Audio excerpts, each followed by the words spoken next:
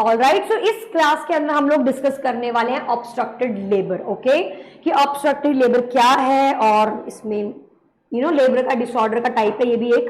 So that is obstructed labour.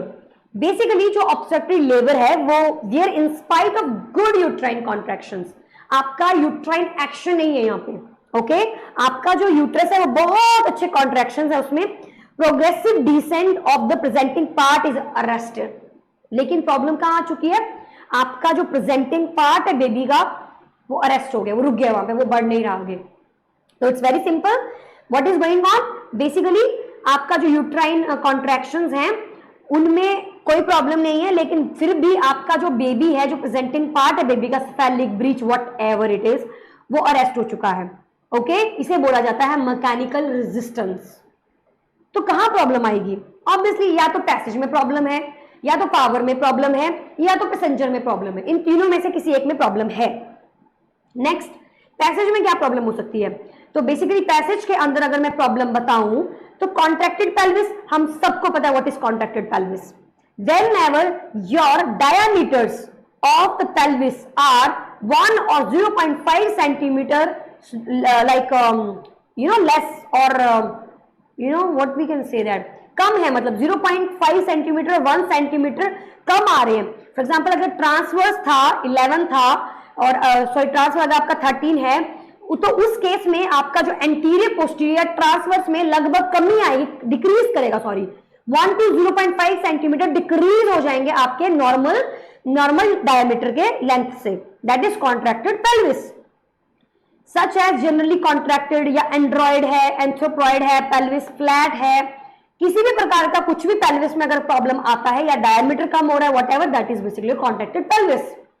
Bony tumour, या तो कोई ट्यूमर है बोन का जिसकी वजह से पैसेज में कुछ इशू है, जहां से बेबी ने निकलना है उस पैसेज में कुछ इशू है, या फिर सॉफ्ट टिश्यू ऑब्स्ट्रक्शन, वहां पे कुछ टिश्यूज हैं जो रोक कर रख रहे हैं बेबी को, for example uterus, okay, cervix, या फिर वेजाइना, या फिर ओवरीज, क्योंकि यही एक पैसेज है जो बच्चे जहां से होता हुआ गुजरेगा। तो या तो यहां पे कुछ प्रॉब्लम है या फिर पावर नहीं है मदर के पास। And what is power, contractions में कुछ इशू आ रहा है, और कॉन्ट्रैक्शन में इशू आने को क्या बोलते हैं, यूट्राइन अटर्शिया, ओके, या तो उसके अंदर यूट्राइन इनर्शिया है, या फिर उसको ओवर एक्साइटेड यूट्रस है, या फिर कंस्ट्रिक्टेड रिंग्स हैं, या फिर स्पास्टिक यूट्राइन एक्शन है, या फिर कॉल्की स्पास्टिक यूट्राइन एक्शन है, एनी टाइप, जो भी हम लोगों ने यूट्राइन एक्शन में पढ़े हैं या वो है।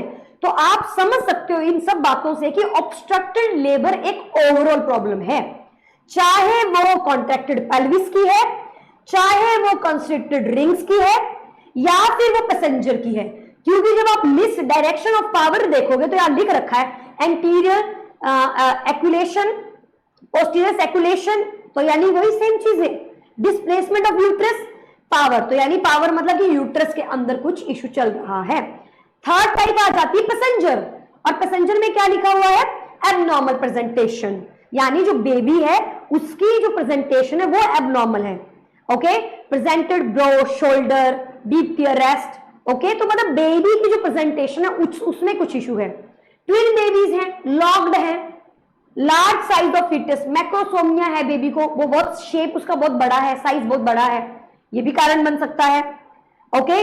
मेजर कॉज जो यहाँ पे आता है ऑब्स्ट्रक्टिव लेबर का, दैट इज योर CPD, सेफेलोपेल्विक डिस्प्रपोर्शन, और ये डिसऑर्डर मैंने ऑलरेडी आपको अच्छे से एक्सप्लेन कर दिया है।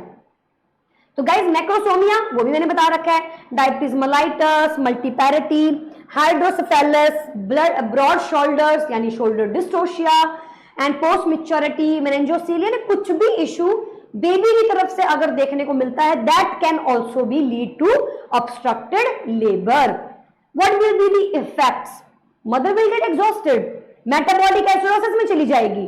व्हाट इज मेटाबॉलिक एसिडोसिस, कि अब लेडी ऑक्सीजन की प्रेजेंस में ना मेटाबॉलिज्म कर लैक्टिक एसिड के प्रेजेंस में काम कर रही है, अनएरोबिक रेस्पिरेशन कर रही है, जिसकी वजह से लैक्टिक एसिड प्रोड्यूस हो रहा है, कीटो एसिडोसिस में जा रही है, और वो एसिडोसिस मदर को किस कंडीशन में ले जाएगा, मेटाबॉलिक एसिडोसिस, मदर डिहाइड्रेटेड है, रप्चर हो गया यूट्रस का, रेयर है बट हो सकता है, पीपीएच हो सकता है मदर को, डेथ भी हो सकती है, शॉक में भी जा सकती है, इवन फिस्टुला भी हो सकता है। मदर का जो यूट्रस है उसमें फिस्टुला, रेक्टम में फिस्टुला, कहीं पे भी फिस्टुला देखने को मिल सकता है। ओके, कुछ भी ये देखने को मिल सकता है।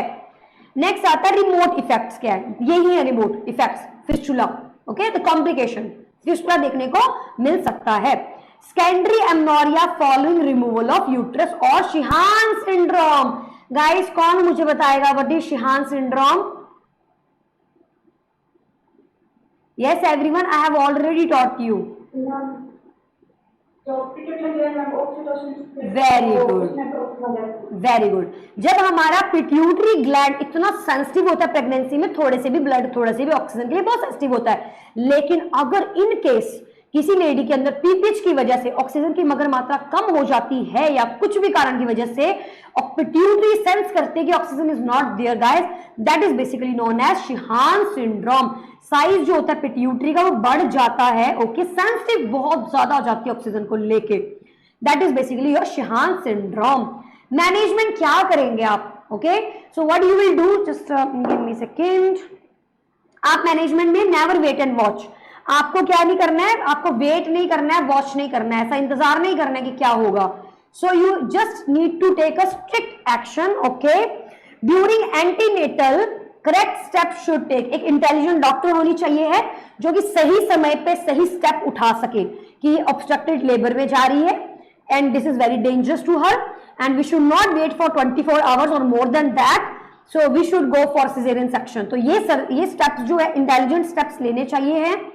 यूज टू पार्टोग्राफ, हमें पार्टोग्राफ का इस्तेमाल करना है बिकॉज पार्टोग्राफ में एक्शन और अलर्ट लाइन होती है जो हमें मदद करती है बताने में कि लेडी की सेंटीमीटर की डायलेशन हो रही है कि नहीं हो रही है, कब हमें अलर्ट हो जाना चाहिए और कब हमें एक्शन लेना चाहिए, तो इस बारे में हमें पार्टोग्राफ बताता है। इसीलिए being a nurse we should maintain the partograph of the patient. Prevent the mother from dehydration ketoacidosis, mother को प्रिवेंट करना है डिहाइड्रेशन से और कीटोएसिडोसिस से। आरएल दे सकते हो आप मेंटेन करने के लिए, एसिडोसिस को करेक्ट करने के लिए सोडा बाइकार्ब पेशेंट को दे सकते हैं, तो soda bicarb is also very useful. ये नर्सिंग मैनेजमेंट आ जाती है। And prenatal ampicillin antibiotic, why क्यों एंटीबायोटिक देंगे? इन्फेक्शन हो सकता है मदर को इसीलिए। ओके, और हर 6 घंटे में आपको 500 mg रिपीट करना होता है। ऑक्सीटॉक्सिन नहीं देना है because she is already in obstructed labour. If you will give oxytocin उसको और कॉन्ट्रैक्शंस आएंगे जो कि इनर्शिया भी एक्शन, यूट्राइन एक्शन भी कर सकते हैं और वो प्रॉब्लम में जा सकती है। गाइस सिजेरियन सेक्शन, और ये क्वेश्चन मैंने कहीं पढ़ा था जहां पे मेंशन किया गया था कि सेप्सिस को प्रिवेंट करने के लिए ऑब्स्ट्रक्टेड लेबर में क्या दिया जाता है। The answer was ceftriaxone 1 gram mother को IV 10 ml दिया जाता है।